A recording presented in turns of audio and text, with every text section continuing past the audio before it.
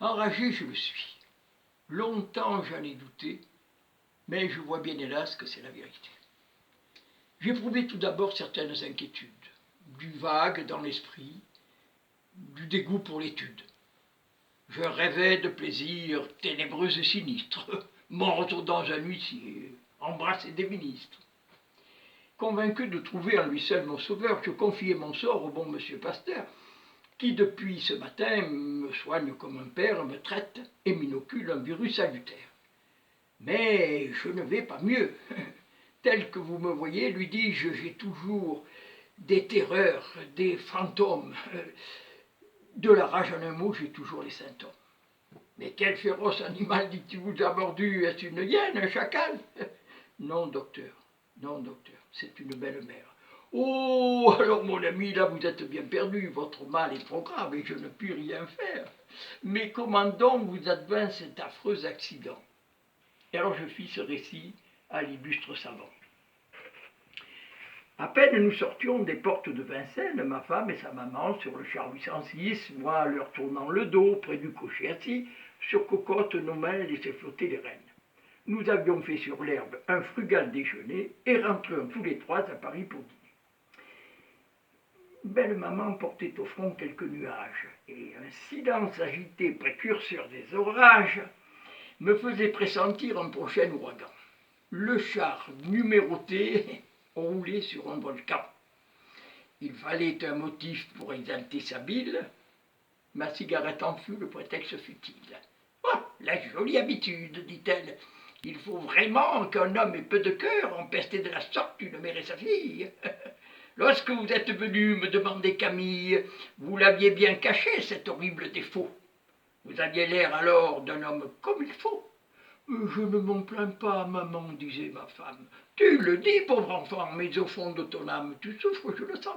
Bientôt tu verras ça, les vices de monsieur ne s'en tiendront pas là. C'est toujours par dessous de tabac qu'on commence, et petit à petit l'on double la défense. On entre au café quelquefois, par hasard.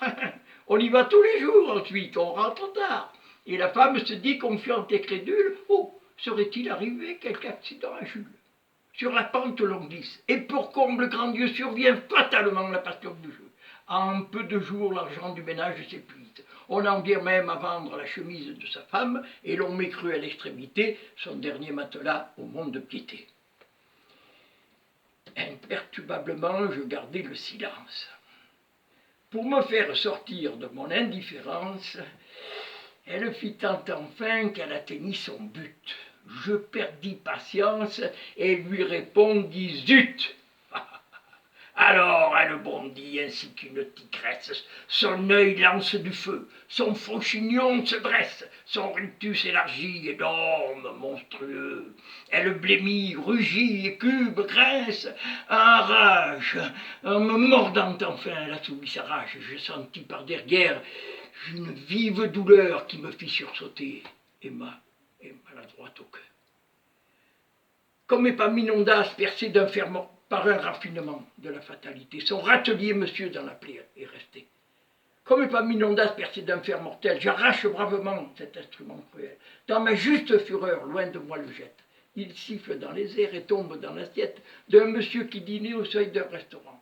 Entre comme une flèche en traversant les vitres, mord le nez d'un garçon en train d'ouvrir des huîtres, saute sur le comptoir, ricoche de nouveau et ne se calme enfin que dans un verre d'eau. Voilà de mon malheur l'histoire singulière. Mes jours sont condamnés, je vais quitter la terre. Ah, je ne pensais pas qu'un simple coup de dent aurait un jour pour moi un tel inconvénient. Puisqu'il est décrété qu'une telle morsure doit me causer, hélas, une mort non moins sûre, désireux d'abréger les lenteurs du trépas, je m'en vais m'étouffer entre deux matelas. Je vous laisse une veuve et vous la recommande. En mariage, si l'un de vous la demande, qu'il muselle la mère, ou ça n'est fait de lui.